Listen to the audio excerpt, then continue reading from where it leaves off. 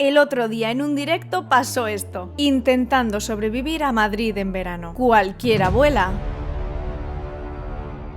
¡Viva el poder del abanico! ¡Viva! Y sí, hoy voy a hablarte de ese artilugio que hemos utilizado desde hace tantos años para aliviar el calor sofocante de primaveras y veranos y que también ha servido como instrumento de comunicación. Y es que sí, hoy vamos a hablar del abanico. Pero antes de nada tenemos que hablar sobre la historia del abanico. Y es que se cree que este artilugio apareció por primera vez hace muchísimos años, tal vez para ayudar a avivar las llamas de los hogares para poder cocinar. Y además se han documentado útiles para abanicarse en todas las civilizaciones: los egipcios, los babilonios, los persas, los griegos y los romanos. Todos ellos utilizaban elementos muy similares para abanicarse y estaban siempre reservados para las clases pudientes, la clase alta. Y por ejemplo, en Egipto aquel primigenio abanico era siempre muy grande, con plumas, y que utilizaban los esclavos para aliviar el calor a los faraones y también para espantar a los insectos. Vamos, que los abanicos desde su origen ya indicaban un estatus alto,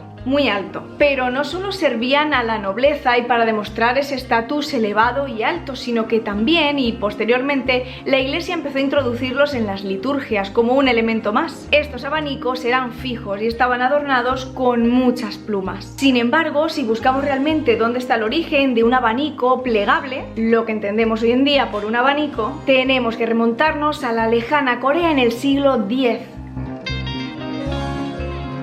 gobernada por la dinastía Goryeo. Creo que se pronuncia así. Goryeo. De hecho, existe una historia coreana para explicar el origen del abanico.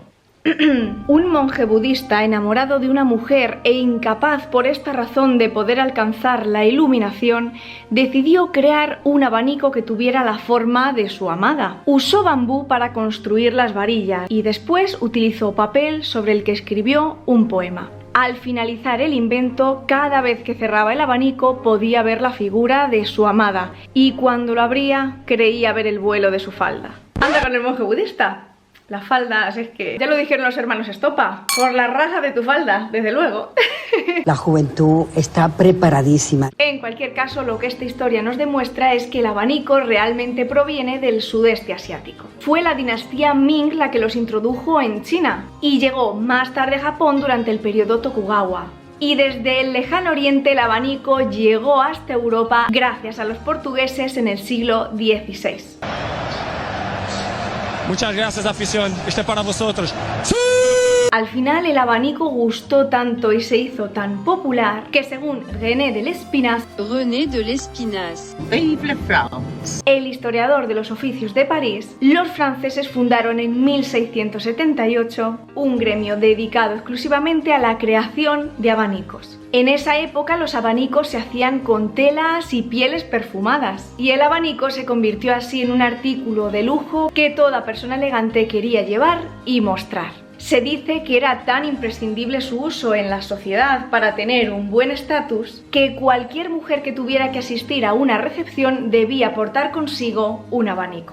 Y pasados unos cuantos años, en el siglo XVIII, el artista francés Eugène Prost, que vivía en España bajo la protección del conde de Floridablanca, se convirtió en el máximo productor de abanicos, superando incluso las ventas de Italia y de Francia. Este fabricante francés empezó a decorarlos de muchas maneras, con muchos colores, con telas diferentes, de materiales diversos, formas y tamaños muy distintos. Y como ya pasaba en Francia, el abanico se convirtió en un imprescindible. En cualquier evento público había que llevar abanico. Por ejemplo, de entre estos tipos encontramos el abanico llamado abanico de esqueleto, que tenía las varillas más estrechas y separadas. Y por ejemplo, en el siglo XIX aparecieron los llamados abanicos de pericón, que eran de un tamaño mayor y que llevaban encaje de bolillos. Oye, que me gusta a mí. Y estos empezaron a usarse muchísimo en teatro y danza, sobre todo en espectáculos flamencos. De hecho, en una obra infantil de Federico García Lorca titulada El retablillo de Don Cristóbal y la señá Rosita, que se estrenó en 1937, empieza la obra diciendo lo siguiente: hombres y mujeres, atención, niño, cállate. Quiero que haya un silencio tan profundo que oigamos el glu glu de los manantiales. Y si un pájaro mueve un ala, que también lo oigamos. Y si una hormiguita mueve la patita, que también la oigamos. Y si un corazón late con fuerza, nos parezca una mano apartando juncos de la orilla.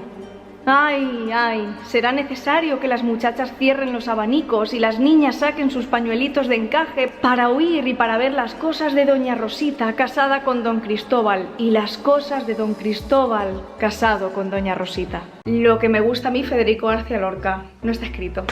Y no solo eso, sino que también había abanicos de violín que se asemejaban a la forma de este instrumento. También han existido abanicos para ver los toros, sí, justamente para ir a ver este evento, y que eran más grandes precisamente no solo para darse aire, sino también para conseguir algo de sombra. Los abanicos de olor, que al moverse desprendían olor a un perfume u a otro, y que, como curiosidad, normalmente se pintaba y se decoraba con las flores que perfumaban aquel abanico. Y por supuesto también los abanicos máscara, que se hicieron tremendamente populares en el siglo XIX. Estos también eran llamados abanicos de careta y se usaban para ir a las mascaradas que se celebraban en carnaval. Pero espera, porque no queda ahí. El abanico, que primero se utilizó como una seña de estatus que había que llevar sí o sí para mostrar esplendor y elegancia, también empezó a convertirse como un instrumento de comunicación. Tanto sus movimientos como su colocación crearon todo un lenguaje encubierto de señas y códigos que había que interpretar,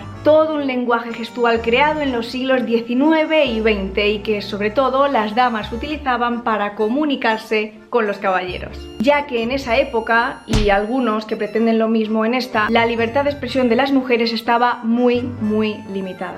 Y ya no solo la libertad de expresión, sino que las damas también pretendían ocultar todos aquellos mensajes y esos ligues de sus padres para que no las pillaran in flagranti delicto ligando con aquellos caballeros. Y además el abanico también ha estado rodeado de supersticiones. Una de las supersticiones más extendidas era que si la propietaria lo dejaba abierto iba a traerle mucha mala suerte. También se decía que soñar con abanicos significaba que eras víctima de una traición, y ya no solo como elemento de superstición, sino que el abanico también ha jugado un papel fundamental en el arte adivinatorio, ya que a través de sus varillas se ha intentado descifrar el futuro. Para que te hagas una idea, en la superficie de las varillas se podían escribir las palabras casada, soltera o viuda, y debía ser la última varilla del abanico la que desvelara el futuro de aquella mujer, porque claro, una no puede estar soltera y feliz, eso válgame el señor.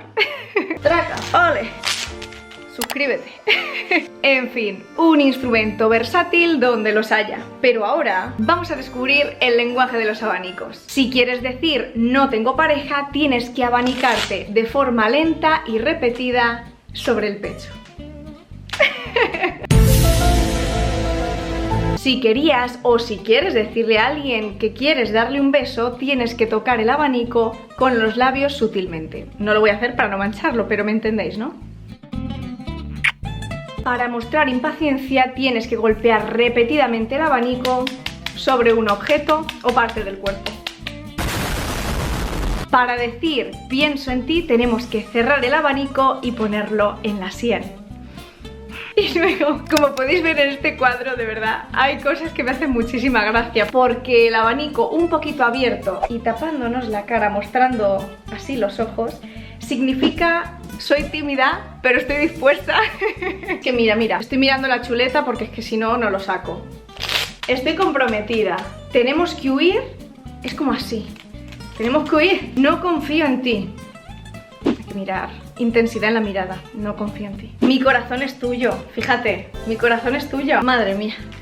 Vamos, todo un lenguaje. Pero espera, porque si este vídeo te ha gustado, este te va a encantar. Y con este tienes risas garantizadas.